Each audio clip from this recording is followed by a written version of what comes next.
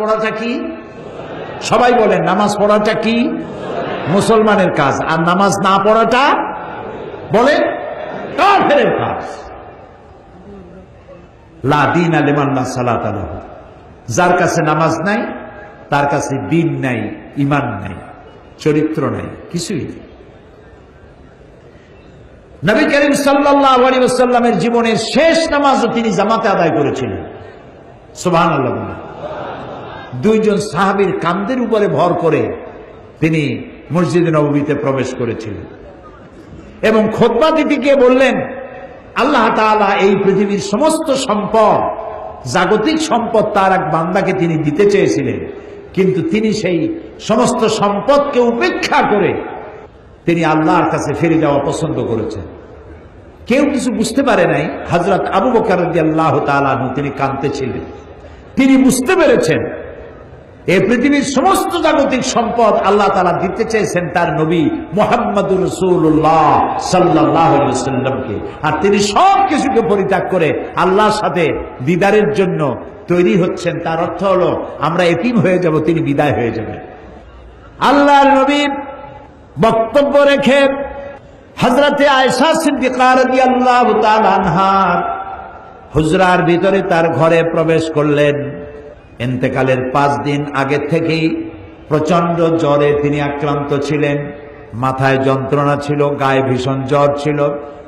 ইন্তেকালের দিন যতই ঘনায় এলো ততই তিনি বেশি ক্লান্ত হলেন, বেহুশ হন, আবার হুঁশে আসেন। রাতের বেলায় হযরত আয়েশা সিদ্দিকা রাদিয়াল্লাহু তাআলা আনহাকে প্রশ্ন করলেন, আয়েশা রে, মসজিদে নববীতে এখন কি হচ্ছে?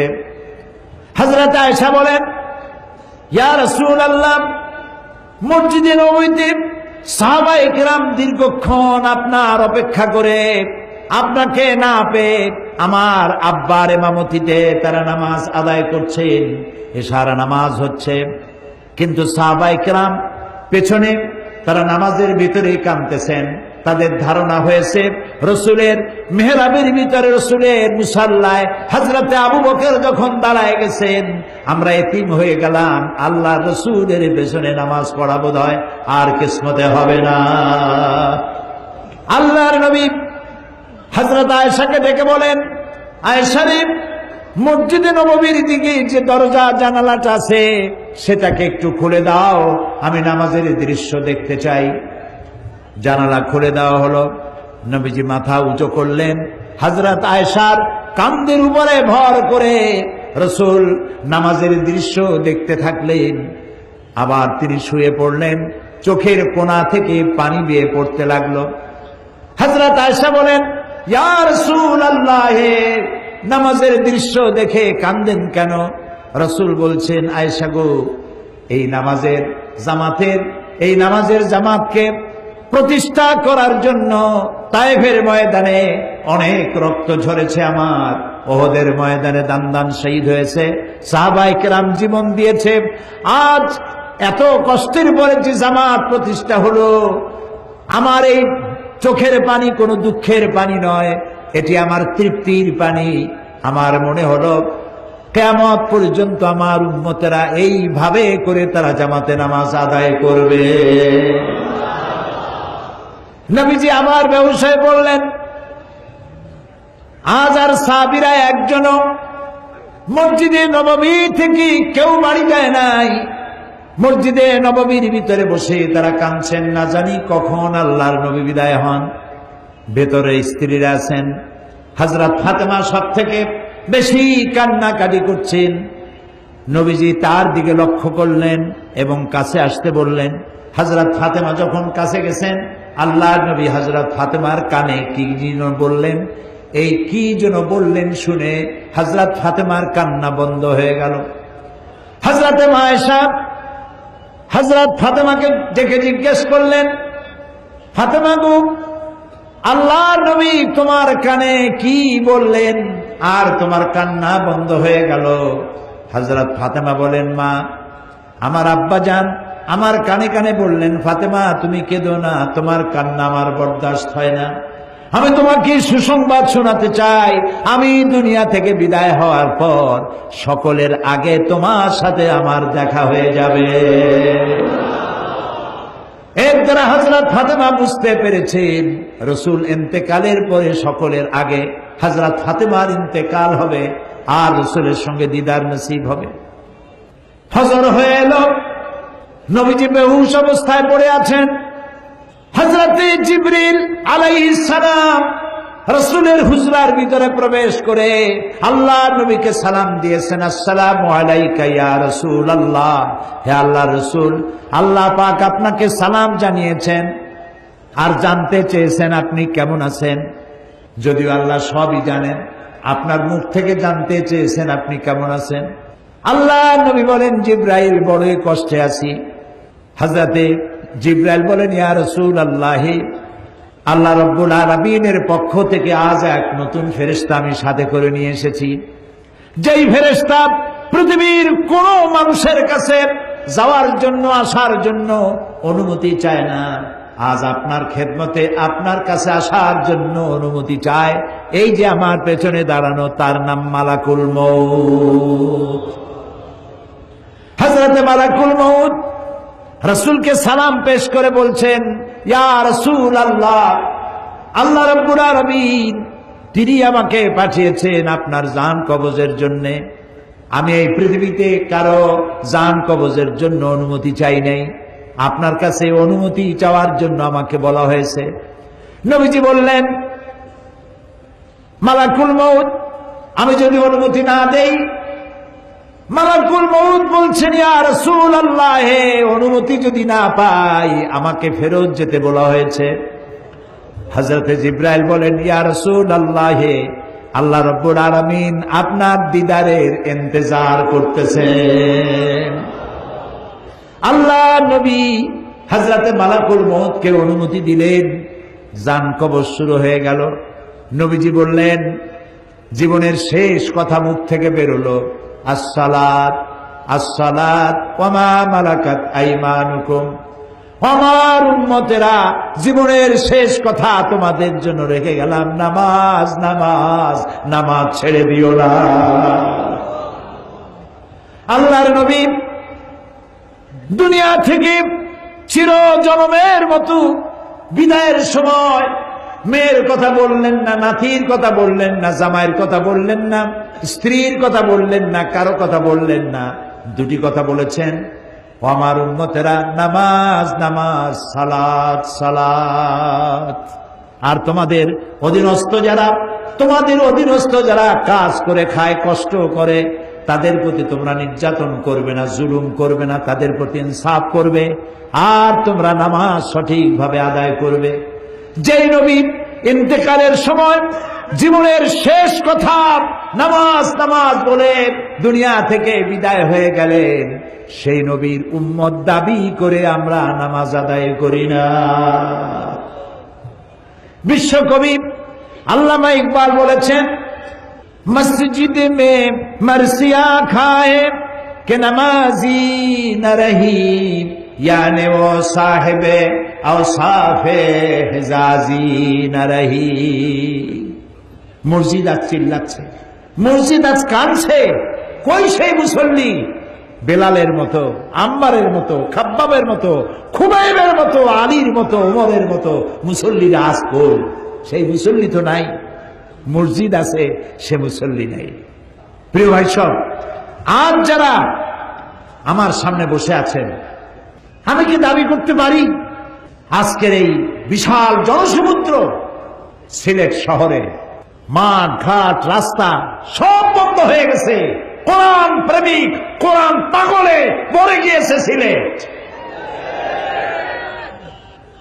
আমি কি দাবি করতে পারি যে আপনারা যারা নামাজ পড়েন না অথবা যারা পড়েন অনিয়মিত, যে রাসূল কিয়ামতে পরিচয় না দিলে সুপারিশ না করলে জান্নাতে যাইতে পারবো না, সেই রাসূলের দাবি তিনি নামাজ পড়ার জন্য বলেছেন, আল্লাহ 82 বার বলেছেন, এই নামাজ জীবনেও ছাড়বো না, এই ওয়াদা কি আজকের মাঠে আমরা কি করতে পারি?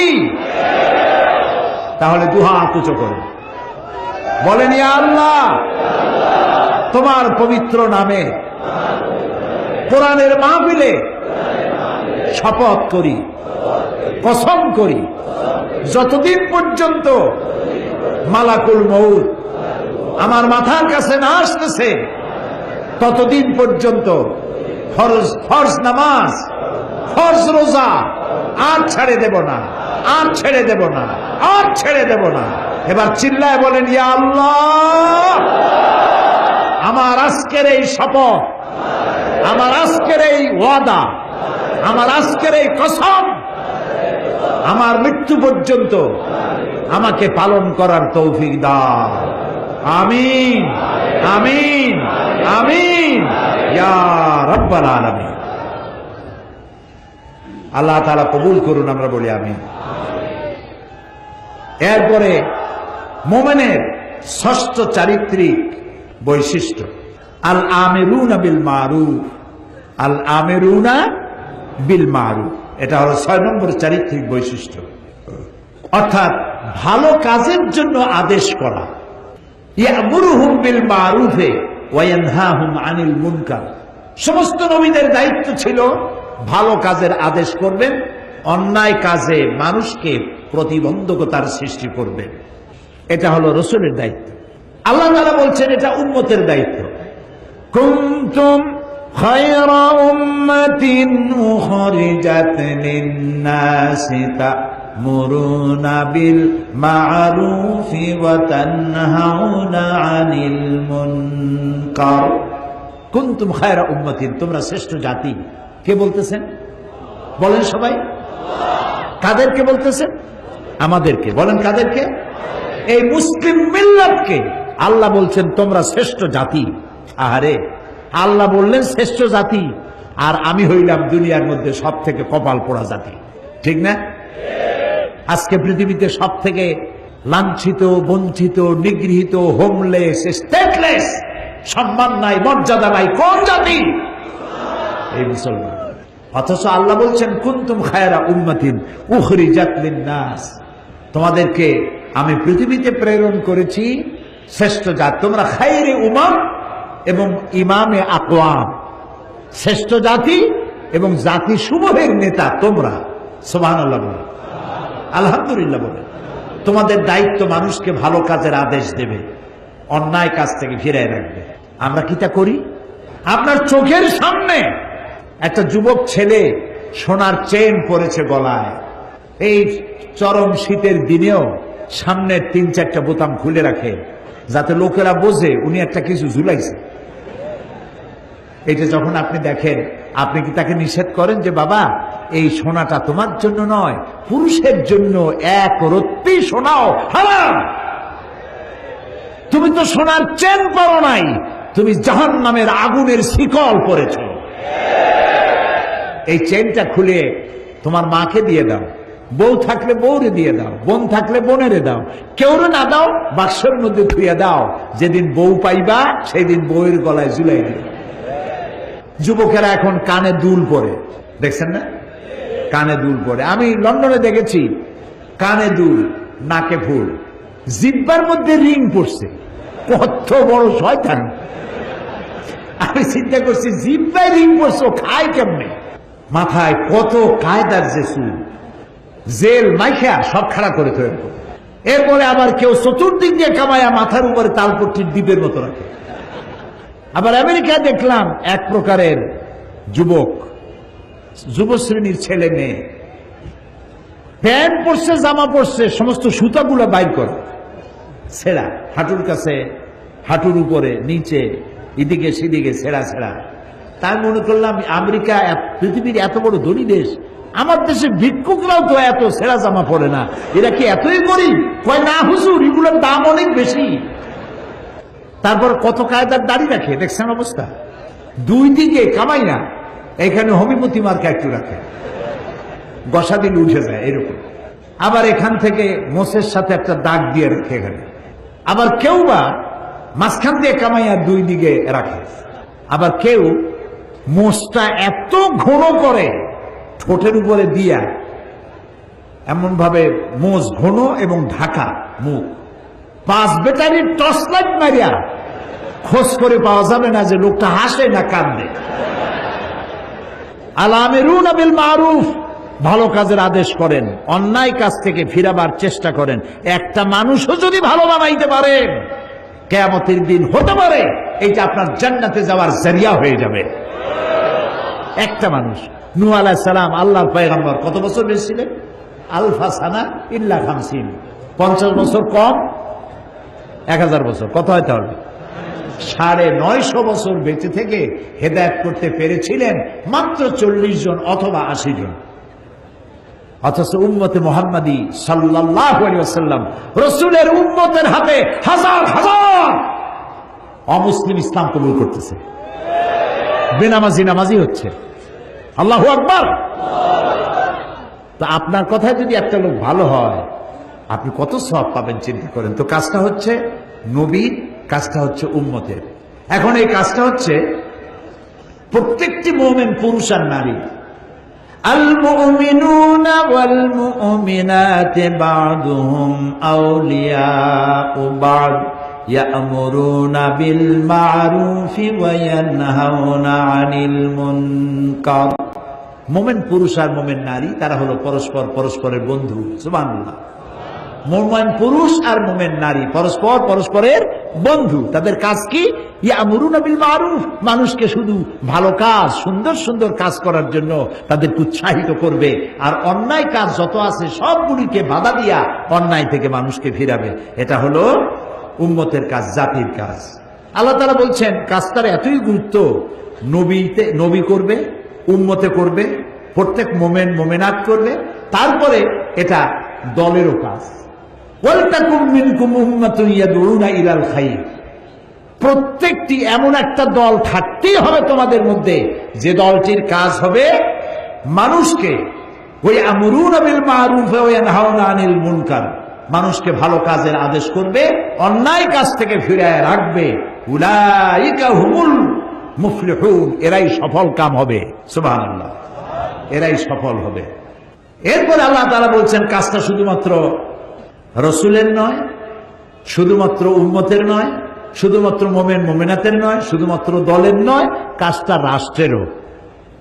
ওই যে সূরা হজের আয়াত আগেই পড়েছি, ওইখানে এ পয়েন্টও আছে, আল্লাযীনা মাক্কান্নাহুম ফিল আরদ আকামুস সালাত ওয়া আতাউজ যাকাত ওয়া আমারু বিল মারুফ ওয়া নাহাউ আনিল মুনকার।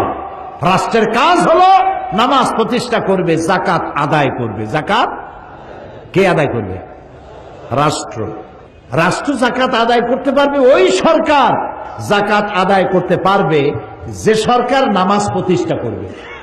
নামাজ প্রতিষ্ঠা করবেন না আর যাকাত আদায় করবেন, সুবিধাবাদ জিন্দাবাদ, এইটা ইসলামে নাই। 4টা কাজ 4টা কাজের 3টা করবেন, আপনি যাকাত আদায় করার অধিকার রাখেন সরকার। আর 4 কাজের 3 কাজ করবেন না, শুধু পয়সা কামাই করবেন যাকাতের নামে, আর এগুলা কি দিয়ে কি করবেন কোনো হিসাব থাকবে না, এটা চলবে না। রাষ্ট্রের কাজ হলো 1 নম্বর কাজ নামাজ আদায় করবে, নামাজ প্রতিষ্ঠা করবে, যাকাত আদায় করবে। যাকাত আদায় করলে কি হবে? যাকাত আদায় করলে এনজিওরা যে কামটা করতেছে সর্বনাশ, এই সর্বনাশটা এনজিওরা করার সুযোগ পাবে না। এনজিওরা কি সর্বনাশ করে? এনজিওরা সর্বনাশ করে সমস্ত ব্যাংক তার সুদের রেশিও হচ্ছে, প্রফিটের রেশিও হচ্ছে 15 থেকে 17%, আর সমস্ত এনজিওদের সুদের পার্সেন্টেজ হচ্ছে 35 থেকে 45%। আপনি যদি 1000 টাকা নেন, আপনার নামে 850 টাকা আপনাকে দিবে, 150 টাকা সার্ভিস চার্জ আগেই রেখে দেবে, লেখা হবে 1000 টাকা দেওয়া হয়েছে। আর কিস্তি পরিশোধ করতে হবে প্রতি সপ্তাহে সপ্তাহে, দিতে দিতে কয়েক হাজার দেওয়ার পরেও ওই প্রথম 1000 টাকা শেষ হবে না। এনজিওরা সুযোগ নিয়েছে, যাকাত আদায় করেন না বলে এই সুযোগটা তারা নিয়েছে। আর যদি গভর্নমেন্ট যাকাত আদায় করে, আমরা একটা জরিপ চালাইছি, একটা জরিপের মাধ্যমে জানতে পেরেছি বর্তমান বাংলাদেশে যদি যাকাত গভর্নমেন্ট আদায় করে তাহলে মিনিমাম 12,000 কোটি টাকা প্রতি বছর যাকাত আদায় হতে পারে। 12,000 কোটি টাকা। আর রয়েছে ওয়াকফ স্টেট। ওয়াকফ স্টেটের নামে লক্ষ লক্ষ একর জমিন ভ্যালুয়েবল জমি ভোগ করতেছে মুতাওয়াল্লিরা বিভিন্ন জায়গায়, বাপের নামে, দাদার নামে, নিজের নামে ভোগ করতেছে, অথচ এটা অক্ষ করে একটা রাষ্ট্রে। রাষ্ট্র যদি সমস্ত অক্ষকৃত অক্ষ স্টেটকে নিজের হাতে নিতে পারে আর 12,000 কোটি টাকা যাকাত যদি কালেকশন করতে পারে, বাংলাদেশের দারিদ্র বিমোচনের জন্য, রিলিফ অ্যান্ড রিহ্যাবিলিটেশনের জন্য পৃথিবীর কারো কাছ থেকে একটি টাকাও আনার দরকার না, এটি যথেষ্ট হতে পারে। কিন্তু দুর্ভাগ্য আমাদের, আমরা সে ধরনের যারা এই কাজটি করবে তাদেরকে আমরা সুবিধা সুযোগ দিয়ে এই কাজটি করার জন্য সহযোগিতা করতে ব্যর্থ হয়েছি। এরপরে কোরআন বলছে এই কাজটি প্রত্যেক ব্যক্তি। হযরত লোকমান তার ছেলেকে বলছেন, ইয়া বুনাইয়া আকিমিস সালাতা ওয়া আমুর বিল মারুফি ওয়ানহা আনিল মুনকার ওয়াসবির আলা মা আসাবাক ইন্না যালিকা মিন আজমিল উমুর। হে প্রিয় বৎস, নামাজকে প্রতিষ্ঠা করো, আকিমিস সালাত ওয়া আমুর বিল মারুফ, ভালো কাজের আদেশ করো, আর সমস্ত অন্যায় কাজ থেকে মানুষকে ফিরাও।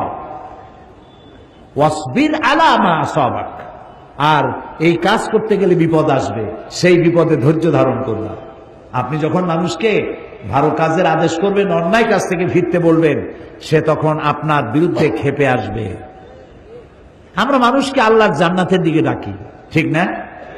এই যে 3 দিন ডাকলাম, 3 দিন কথা বললাম, আমার বাপের কথা বলছি, ফরিদউদ্দিন চৌধুরী সাহেব তার দাদার কথা বলছে, কোন মৌলানা সাহেব তার গোষ্ঠীর কথা কইছে, কার কথা বলেছি? আমরা ডাকি আল্লাহর দিকে। আর যারা আমাদেরকে বরদাস্ত করতে পারে না, তারা বলে এগুলো স্বাধীনতা বিরোধী। আমরা আল্লাহর দিকে মানুষকে ডাকি কোরআনের পন্থায়। ওরা কয় যে কোরআনের অপব্যাখ্যা করে। ওরে জিজ্ঞেস করা দরকার, বাবা তুমি কি ব্যাখ্যা জানো? ব্যাখ্যা জানলে না তুমি অপব্যাখ্যা বলতে পারো। তুমি তো ব্যাখ্যাই জানো না, তুমি তো কোরআন পড়তেও জানো না। তুমি কি সূরা ফাতিহা পড়তে পারো? এই যে মাতবাড়ি করো, বড় বড় ফিচার লেখো, কলামিস্ট লন্ডন থেকে লিখে লিখে পাঠায়, তারপর এখান থেকে লেখে, কত টাকার বিনিময়ে লেখো, কেউ টের না পাইলেও একজন টের পান। তিনি কে? আল্লাহ রাব্বুল আলামিন।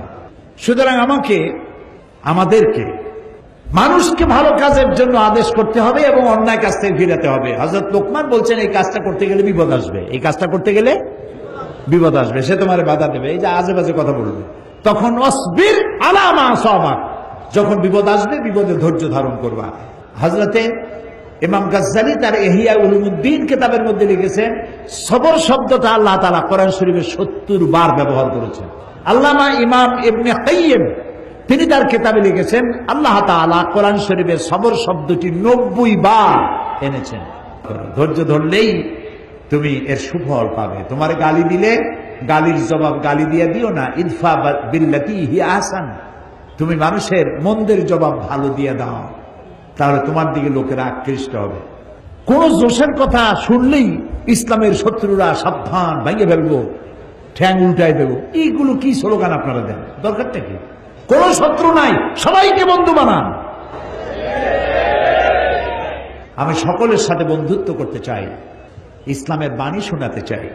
দেখছেন ভারতের বুকে ডক্টর জাকির নায়েক কি সুন্দর করে বলে, কথার মধ্যে কোনো উত্তাপ নাই, গাল নাই, গর্জন নাই, তর্জন নাই, কোনো গ্ল্যামার ছাড়া, কোনো বিজ্ঞাপন ছাড়া একটা টেলিভিশন চলে একটা ব্যক্তি দিয়া, যার দর্শক সংখ্যা কোটি কোটি, এবং তার শ্রোতারা মূর্খ না, যারা শোনে হাইলি এডুকেটেড পারসন, হাজার হাজার বসে বসে তার কথা শোনে। সুবহানাল্লাহ।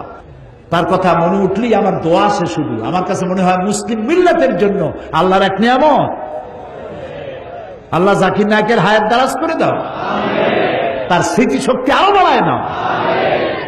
একবার শুনলাম এক মহিলা প্রশ্ন করছে ডক্টর জাকির নায়েককে যে, আচ্ছা আপনি তো বললেন হিন্দু মুসলমান খ্রিস্টান বৌদ্ধ সব ভাই ভাই, তো সব যদি আমরা ভাই ভাই হই, আমি তো হিন্দু, ওই মহিলা বলছে আমি তো হিন্দু, তা আপনার মক্কা মদিনে আমরা যাইতে পারি না কেন? এটা কঠিন প্রশ্ন। আমি চিন্তা করলাম কি জবাব দেয়। আমার কাছেও জবাব আছে, কিন্তু উনি কি বলেন সেটা শোনা দরকার। উনি জবাব দিলেন, বোন আপনার বাড়ি কই? কই তো ইন্ডিয়ায়। জন্মস্থান কোথায়? এখানে। আমার জন্মস্থান এখানে। আচ্ছা বোন, আপনি কি জানেন যে ইন্ডিয়ায় এমন এমন জায়গা আছে যেখানে এখানে জন্মগ্রহণ করার পরেও সে জায়গায় আপনি আর আমি যাইতে পারি না? এরকম জায়গার নাম জানেন? কোন এরকম জায়গা থাকবে কেন? আমি ইন্ডিয়ায় জন্মগ্রহণ করেছি, সব জায়গায় যাইতে পারি। উনি বললেন মোটেই না, এখানে এমন এমন জায়গা আছে যেখানে আপনি আমি প্রবেশ করতে পারবো না, তার নাম ক্যান্টনমেন্ট। ক্যান্টনমেন্টে আপনিও ঢুকতে পারবেন না, আমিও ঢুকতে পারবো না। ক্যান্টনমেন্টে ঢুকবে যারা নিরাপত্তার দায়িত্বে, দেশ রক্ষার দায়িত্বে যারা আছে, যে কোনো মুহূর্তে ডাক দিয়ে বলে জান দেওয়ার জন্য, রক্ত দেওয়ার জন্য, জীবন দেওয়ার জন্য ঝাঁপায় পড়বে, সেসব সেনাবাহিনীর জন্যই ক্যান্টনমেন্ট তৈরি করা হবে। ওখানে আপনি আর আমি যাইতে পারবো না। ইসলামের একটা ক্যান্টনমেন্ট আছে, সেটার নাম মক্কা আর মদিনা। ওইখানে ওই সব লোকেরাই যেতে পারে যারা আল্লাহর জন্য জান দিতে পারে, মাল দিতে পারে, রক্ত দিতে পারে। প্রিয় বোন, আপনিও যেতে পারবেন। আপনার পাসপোর্টে একটা ভিসা লাগান, ভিসার নাম লা ইলাহা ইল্লাল্লাহু মুহাম্মাদুর রাসূলুল্লাহ। কালকে আপনি মক্কা মদিনা চলে যান। কি সুন্দর জবাব! আমার খালি দোয়াই আসলো যে আল্লাহ তাআলা কি ব্রেন তুমি তাকে দিয়েছো, সুবহানাল্লাহ। তো মানুষকে আপনি বুঝাবেন। আমি একবার লন্ডনে এক বাড়িতে দেখলাম সিলেটি ভাষায় ইনজিল শরীফ।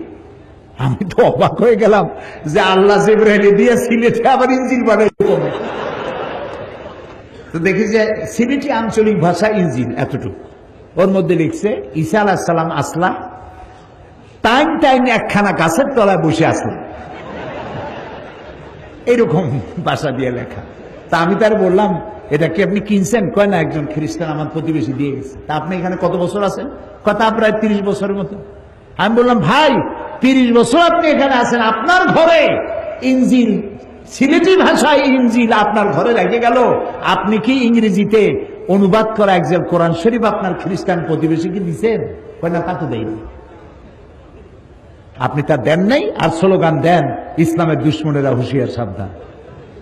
এই স্লোগান কোনো কাজের স্লোগান নয়, বাসের স্লোগান।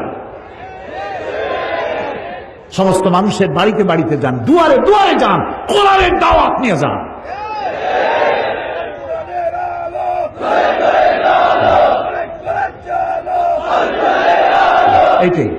এইটাই স্লোগান, এটাই গ্রহণযোগ্য স্লোগান।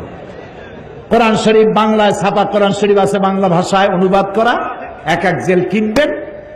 যে ব্যক্তি কোরআন ইসলামকে মৌলবাদ বলে, জঙ্গিবাদ বলে, এক জেল কোরআন শরীফ তাকে হাদিয়া দিয়ে আসবেন। ভাই জঙ্গিবাদ না মৌলবাদ তুমি নিজে একটু পড়ে বোঝো, ভাই তোমার পায়ে ধরি, পয়সা দেওয়া লাগবে না, দিয়ে গেলাম, তুমি পড়ো। পারবেন? কর না, পারবেন? নামাজের হাকিকত, রোজার হাকিকত, ইমানের হাকিকত, ইসলাম পরিচিতি, সত্যের সাক্ষ্য, বুনিয়াদী শিক্ষা, একমাত্র ধর্ম, ভাঙ্গা গড়া, এই ছোট্ট ছোট্ট বই, এক একটা বই এক একটা বিপ্লব সৃষ্টি করে দিতে পারে। এসব বইগুলি কেনেন, মানুষকে হাদিয়া দেন। বই চাইতে উত্তম হাদিয়া পৃথিবীতে আর কিছু নাই। যত গল্প গুজবের বই, এই যে 21শে ফেব্রুয়ারি বই মেলা, খারাপ না, বাংলা ভাষার চর্চা হচ্ছে। বাংলা ভাষা আমার মায়ের ভাষা, আর ভাষা হচ্ছে নিয়ামত। ওমিন আয়াতিহি ইখতিলাফে আলসিনাতিকুম ওয়া আলওয়ানুকুম। আল্লাহ তাআলার নিদর্শনাবলীর মধ্যে এটাও নিদর্শন যে তিনি অনেক ভাষার সৃষ্টি করেছেন, অনেক রঙের মানুষও সৃষ্টি করেছেন। সৈয়দ মুজতবা আলী, বাড়ি বোধহয় মৌলভীবাজারে, মারা গেছেন। খুব সুন্দর সুন্দর বই লিখে গেছেন তিনি লিখছেন, বাংলা ভাষার জন্ম হয়েছে নদিয়া শান্তিপুরে, চট্টগ্রামে বাংলা ভাষা ইন্তেকাল ফরমাইয়াছে, কুলখানি হয়েছে নোয়াখালীতে, 40 হয়েছে সিলেটে। রাগ করতেছেন না তো? আপনাদের লোকেরা লিখছে, আমি লিখিনি। সৈয়দ মুজতবা আলীর লেখা। বাংলা ভাষা আমার মায়ের ভাষা, আমি গর্ব করতে পারি আমার ভাষা পৃথিবীর আরবির পরেই আমার কাছে সব থেকে বেশি মর্যাদার ভাষা আমার মায়ের ভাষা, বাংলা ভাষা। 21শে ফেব্রুয়ারি উপলক্ষে বই মেলা হয়েছে। কয়টা ইসলামী দোকান সেখানে জায়গা পেয়েছে আমি জানি না। সমস্ত গল্পের বই আছে, নাটকের বই আছে। গল্প আর নাটক কি কি শিখায়? রাজার মেয়ের সাথে কোতোয়ালের ছেলের বন্ধুত্ব হলো, প্রেম, গভীর প্রেম, গাঢ়। এই প্রেমে দুজন পাগল, রাত নাই দিন নাই, তারা 10 দিগন্তে দিল উড়াল। তারপরে কি হলো, তারপরে কি হলো, তারপরে কি হলো, তারপরে কিছুই হলো না, বই শেষ হয়ে গেল। লা হাওলা ওয়ালা কুওয়াতা ইল্লা বিল্লাহ। এই বই পড়িয়া কি লাভ আপনি বলেন আমাকে, কি লাভ, কি শিখলেন? তারপরে কবিতার বই। আগে তো কবিতা ছিল, কি সুন্দর সুন্দর কবিতা ছিল। মসজিদের পাশে আমার কবর দিও ভাই, যেন সকাল সন্ধ্যে মুয়াজ্জিনের আজান শুনতে পাই। রবীন্দ্রনাথের 2 বিঘা কবিতা পড়ে আমি ছোটবেলায় কেঁদেছি। 2 বিঘা জমিন, এত সুন্দর কবিতা আমার মনে নেই এখন, আমি পড়ে কাঁদছি। তার কাবুলিওয়ালা গল্প পড়ে কাঁদছি। বাংলা ভাষার এগুলি শ্রেষ্ঠ সম্পদ, এগুলির মধ্যে শেখার আছে। এই কবিতার ছন্দ ছিল, তাল ছিল। এখনকার কবিতা কি? এগুলো কবিতা না বলে গবিতা বলা যায়। গদ্যের গ আর কবিতার বিতা, দুইটা মিলে গবিতা, তো গবিতা হয়ে গেছে। কিরকম? সিলেট দিয়া মাজার জিয়ারতে চললাম, শকুন আর কাকেরা তখন মৌলভীবাজার দিয়া সুনামগঞ্জ যাচ্ছিল, আর লন্ডনে তখন তুষারপাত হচ্ছিল -6। এই কবিতার আগাও নাই, মাথাও নাই। এইসব বই বিক্রি হচ্ছে, দেধার সে বিক্রি হচ্ছে।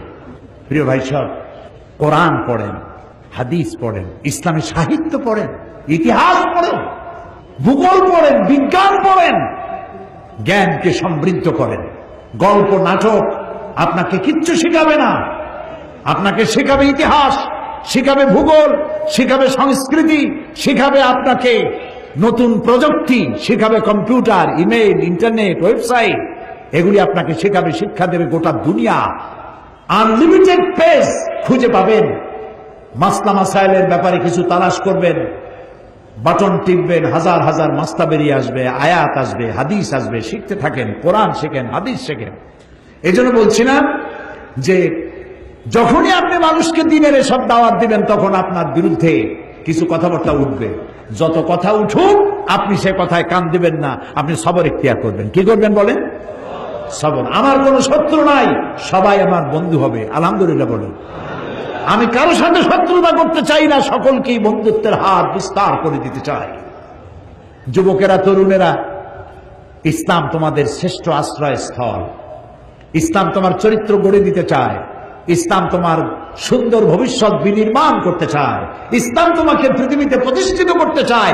কিয়ামতের দিন তোমাকে দিয়ে আল্লাহ তাআলা তার জান্নাত ভরে দিতে চান। ফিরে এসো যুবকেরা, তরুণেরা, ফিরে এসো। এক বাঘ ছিল ক্ষুধার্ত।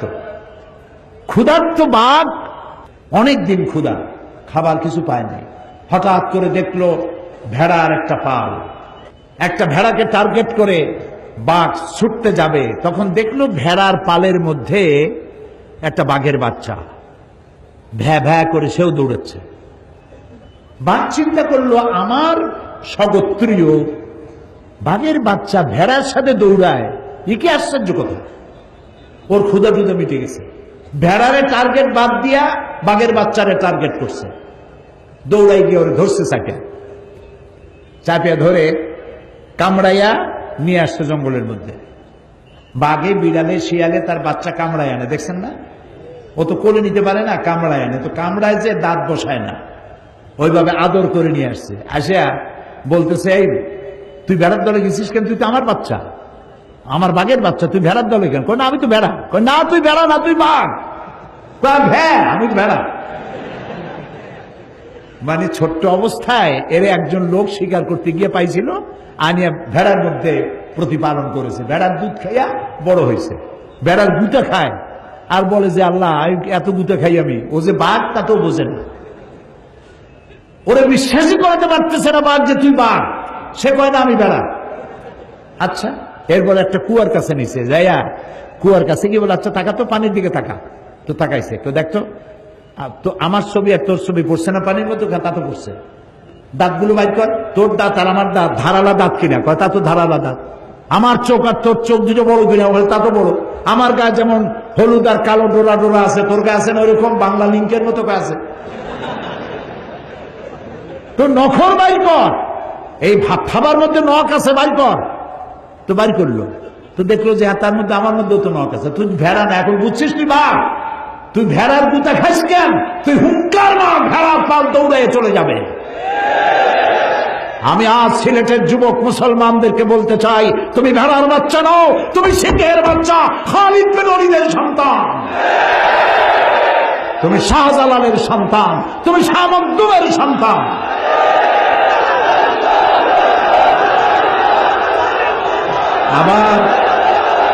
আবার তুমি জাগ্রত হও, মুসলমান হিসেবে পরিচয় দিতে গর্ববোধ করো।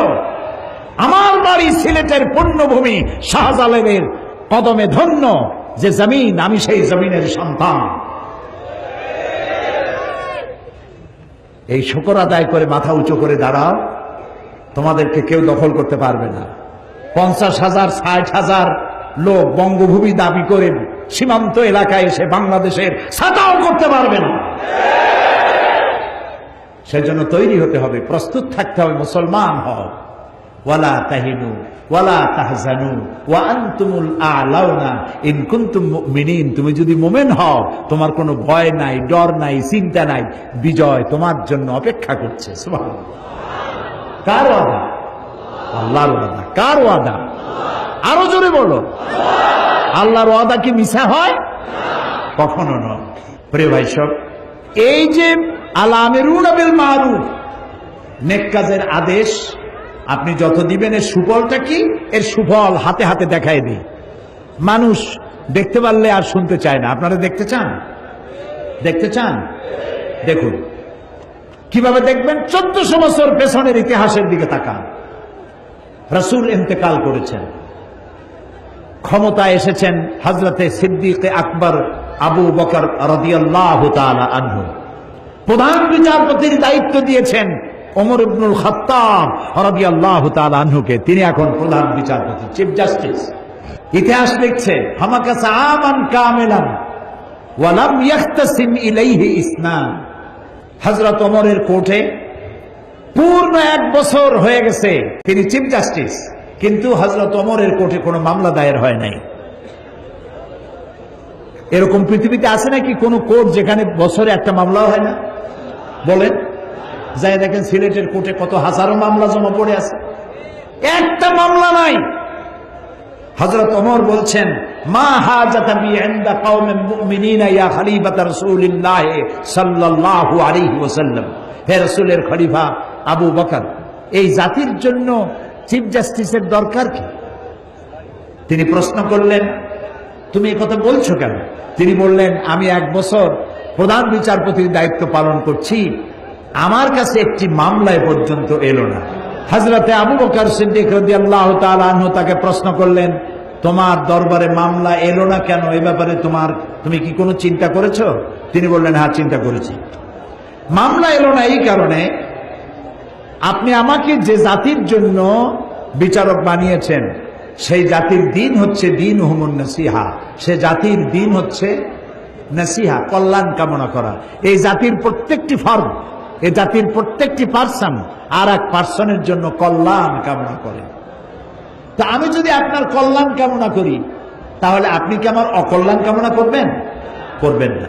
মানহাজুহুমুল কোরআন, আর এই জাতির মানহাজ, উদ্দেশ্য, লক্ষ্য, সংবিধান হচ্ছে কোরআন। ওয়া আমালুহুম আলা আমরি বিল মারুফ ওয়া নাহয়ু আনিল মুনকার, আর এই জাতির আমলটাই হচ্ছে ভালো কাজের আদেশ দেওয়া, অন্যায় কাজ থেকে ফিরিয়ে রাখা।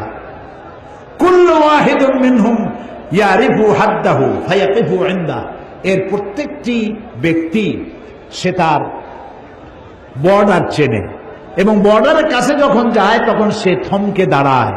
বর্ডার কি? জেনা করা একটা বর্ডার, জেনা একটা বর্ডার, অহংকার একটা বর্ডার, মদ একটা বর্ডার, সুদ একটা বর্ডার, গীবত একটা বর্ডার।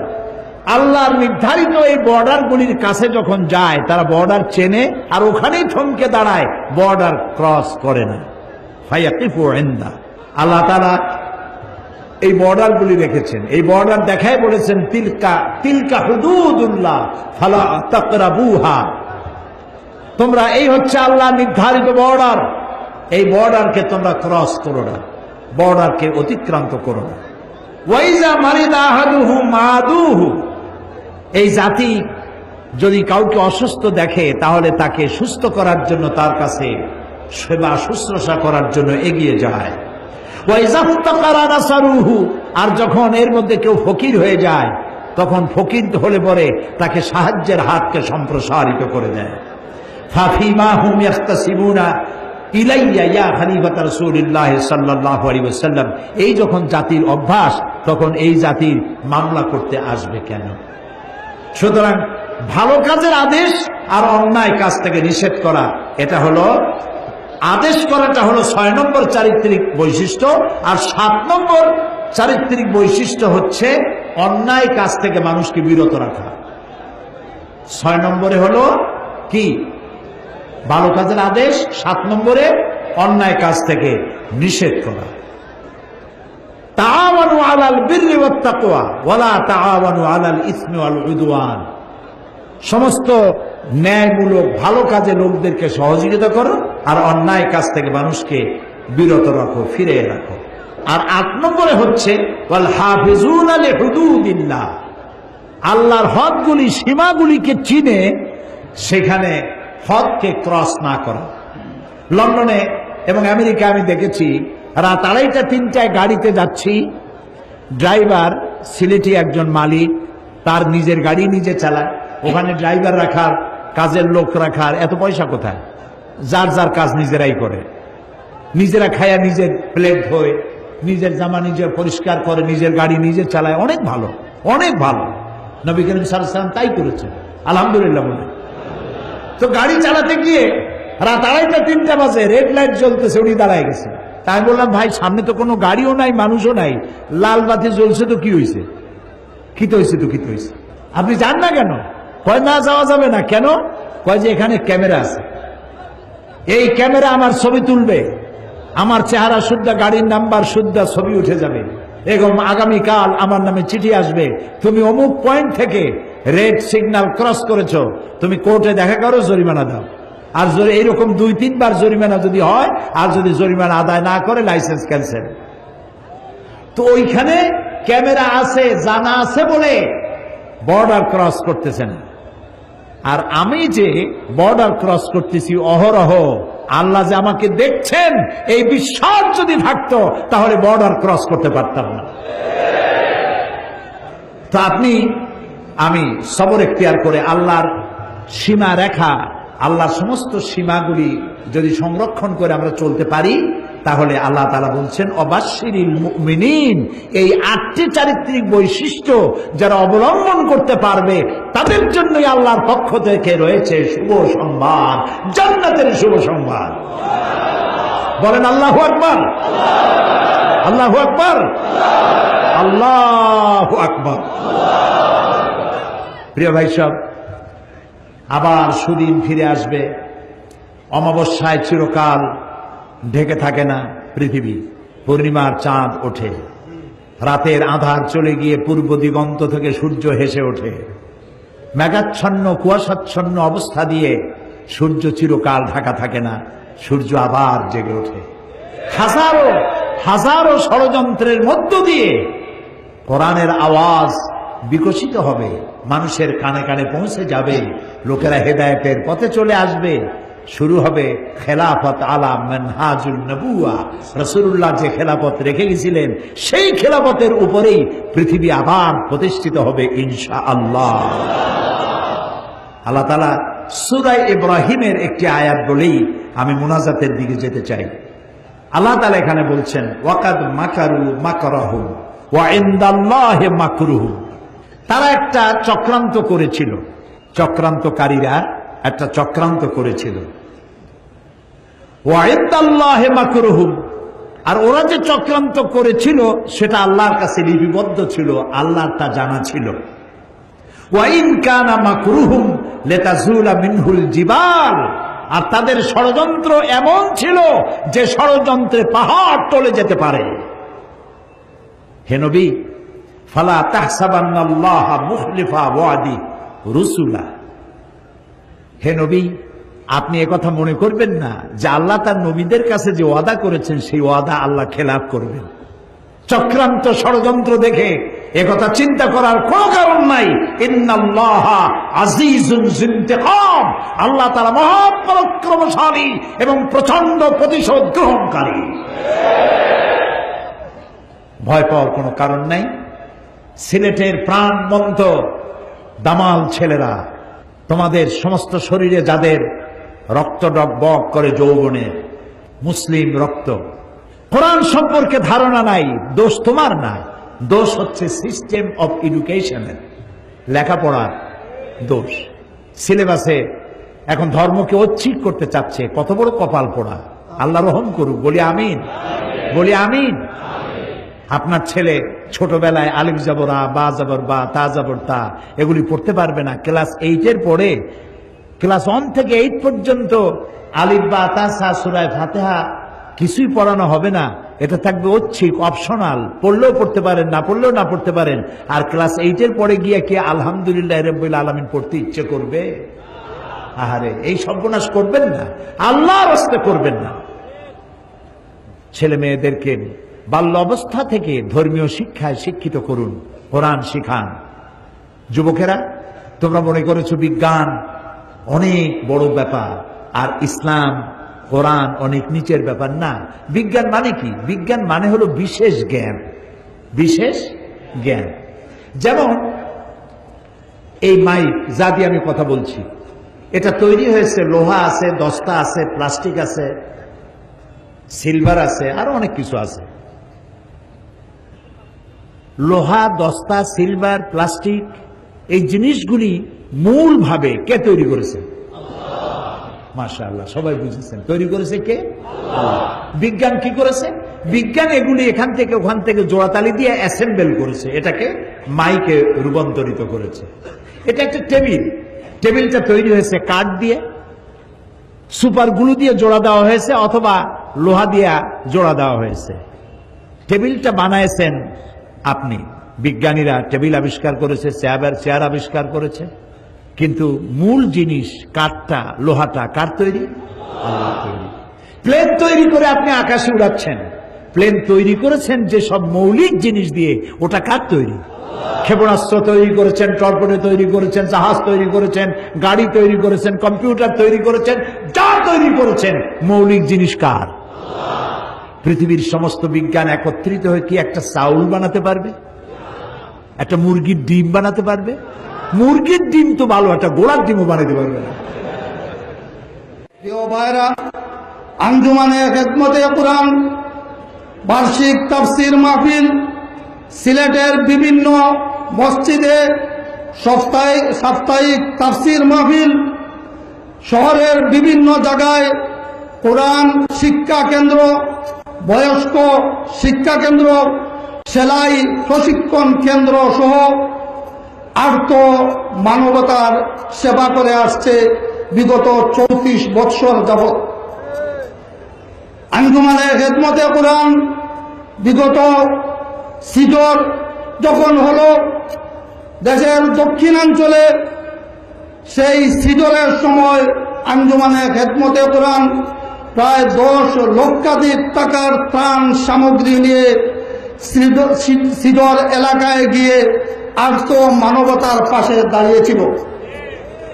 আমাদের এই মাহফিলের প্রধান আকর্ষণ হযরত মৌলানা দেলাওয়ার হোসেন সাঈদী সাহেবের বাড়ি পিরোজপুর, তার থানা, এমনকি তার বাড়িটা পর্যন্ত সিডরে আক্রান্ত হয়ে লন্ডভন্ড হয়ে গিয়েছিল। আমরা আঞ্জুমানে খেদমতে কুরআনের পক্ষ থেকে 8 শতাধিক কম্বল নিয়ে সাঈদী সাহেবের এলাকায় গিয়েছিলাম এবং এই কম্বলগুলা সিলেটের মানুষের পক্ষ থেকে সাঈদী সাহেব সেখানে বিতরণ করেছেন।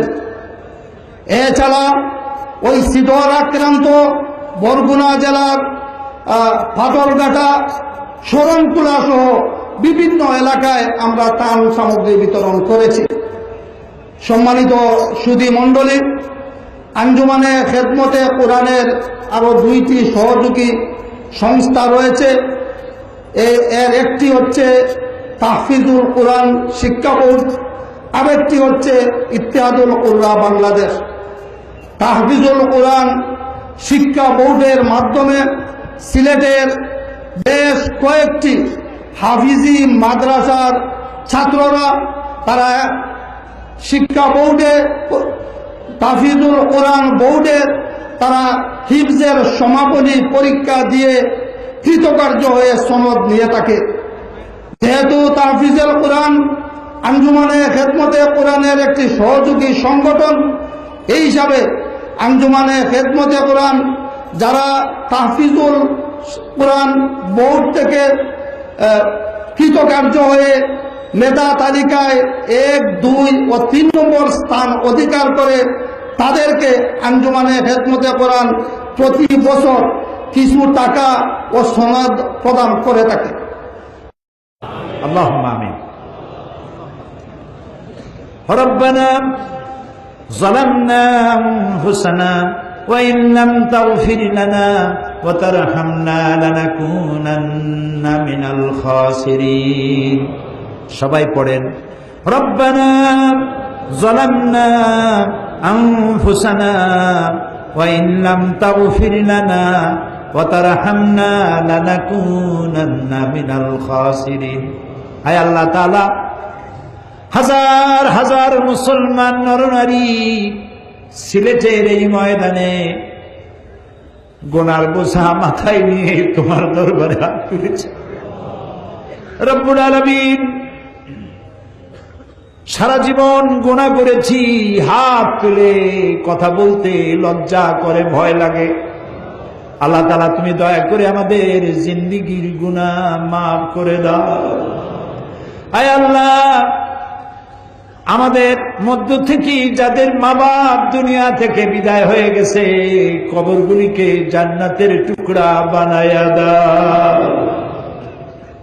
রব্বুল আলামিন, আমাদের জন্মদাতা পিতা যাদের মারা গেছে, কত বছর হলো কবরের মধ্যে শুয়ে আছে, কোন অবস্থায় আছে জানি না, আর আদর করে এখন কেউ তো আর নাম ধরে ডাকে না।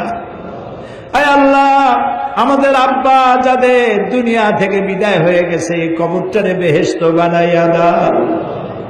রব্বুল আলামিন, আমাদের গর্ভধারিণী জনম দুঃখিনী মা যার দুনিয়া থেকে বিদায় হয়ে গেল, একটি অক্ষর মা, সারা দুনিয়ার মধু এর সাথে তুমি জড়াই রেখেছ। আয় আল্লাহ তাআলা, 10টি মাস পেটে ধারণ করেছেন, ডেলিভারিতে কষ্ট করেছেন, পায়খানা পেশাব সাফ করেছেন, বিরক্ত হন নাই, আছাড় মারেন নাই, কষ্ট দেন নাই, নিজে না খাইয়া আমাদেরকে খাওয়াইছেন। আমরা না ঘুমালে তিনি ঘুমান নাই, আমাদেরকে গোসল না করাইয়া তিনি গোসল করেন নাই। এত কষ্ট যে মা করলো। আয় আল্লাহ, এই মা যার দুনিয়া থেকে বিদায় হয়েছে, কবরটাকে জান্নাতের টুকরা বানাও।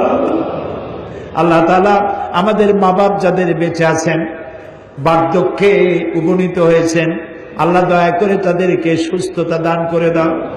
যতদিন বেঁচে থাকেন ঈমানের সাথে বাঁচার তৌফিক দাও। বিছানায় ফালাইয়া প্যারালাইজ করে আল্লাহ তাদেরকে মৃত্যু দিও না। আল্লাহ ঈমানের মউত দাও, সুস্থতার মউত দাও। এমন মউত আমাদের বুড়া মা বাপের দিও, বাচ্চা যেমন মায়ের দুধ খেতে খেতে আস্তে করে ঘুমায় যায়, মা বাপের মৃত্যু এরকম দিও, যেন কষ্ট না হয়। বাবু, আমাদের মা বাপের আল্লাহ তুমি কষ্ট দিও না। রব্বির হামহুমা কামা রব্বায়ানি সগীরা, রব্বির হামহুমা কামা রব্বায়ানি সগীরা। সবাই পড়েন, রব্বির হামহুমা কামা রব্বায়ানি সগীরা। আয় আল্লাহ তাআলা, আমাদের দাদা দাদি, নানা নানি, আত্মীয় স্বজন, পীর বুজুর্গ, ওস্তাদ যার যা মারা গেছে প্রত্যেকের রুহের পরে সওয়াব পৌঁছায় দাও। রব্বুল আলামিন, সারা পৃথিবীতে আজ মুসলমানেরা সব চাইতে নির্যাতিত। আল্লাহ তাআলা ফিলিস্তিনের জন্য বড় দুঃখ লাগে।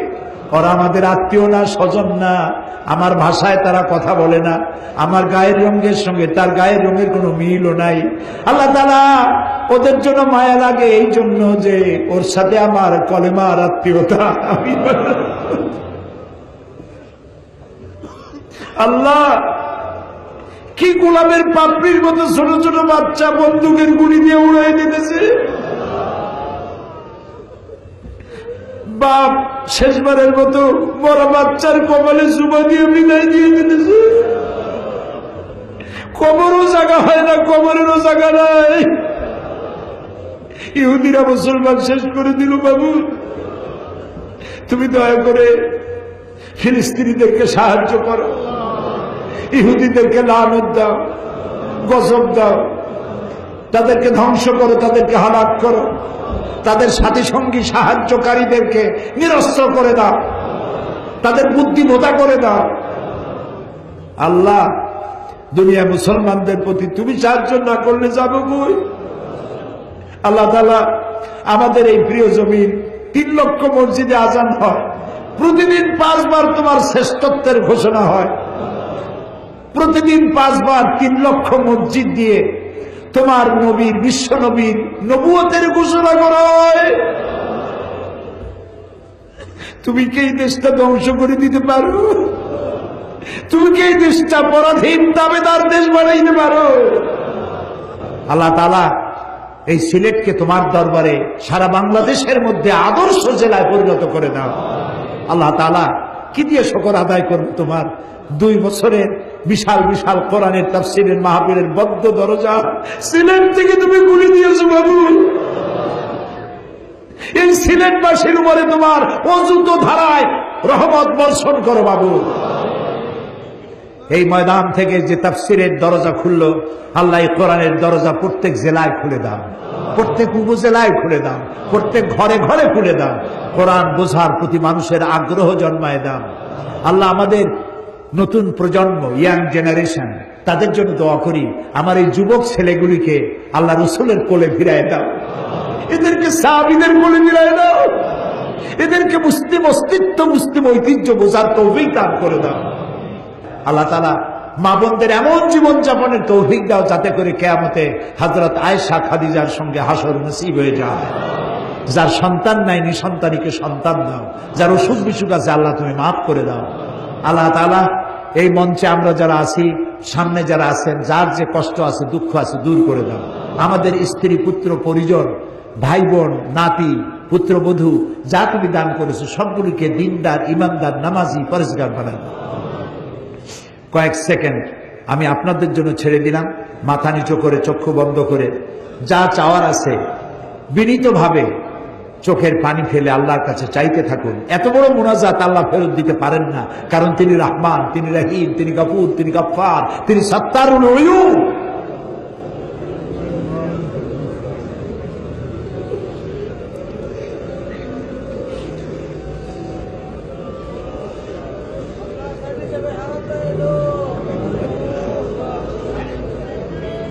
আল্লাহ তাআলা, তুমি আলিমুম বিযাতিস সুদূর, তুমি অবশ্যই শুনতে পাচ্ছ কে কি বলতেছে, কে কি চাইতেছে। তোমার ভান্ডে তো কিছুর অভাব নাই, বৈধভাবে যে যা চাইলো তুমি প্রত্যেকের ঝুলি মালামাল করে দাও। এই মাহফিল থেকে কাউকে তুমি নিরাশ হয়ে ফেরত দিও না, নিরাশ করে ফেরত দিও না। আল্লাহুম্মা লা তারুদ্দানা খায়িবিন, আল্লাহুম্মা লা তারুদ্দানা খায়িবিন। আল্লাহ তাআলা একেবারে কিছু না দিয়ে আমাদেরকে খালি হাতে তুমি ফেরত দিও না বাবু, একেবারে কিছু না দিয়া খালি হাতে আমাদেরকে ফেরত দিও না বাবু। আল্লাহুম্মা রাহমাতাকা আরজু, আল্লাহুম্মা রাহমাতাকা আরজু, আল্লাহুম্মা রাহমাতাকা আরজু, ফালা তাকিলনি ইলা নাফসি তারফাতা আইন। اللهم انصرنا فإنك خير الناصرين وارحمنا واحفظنا وارزقنا فإنك خير الرازقين ربنا تقبل منا إنك أنت السميع العليم وتب علينا إنك أنت التواب الرحيم سبحان ربك رب العزة عما يصفون وسلام على المرسلين والحمد لله رب العالمين واجعل আখিরা কালামিনা ইনদাল মাউত লা ইলাহা ইল্লাল্লাহু মুহাম্মাদুর রাসূলুল্লাহ। আসসালামু আলাইকুম।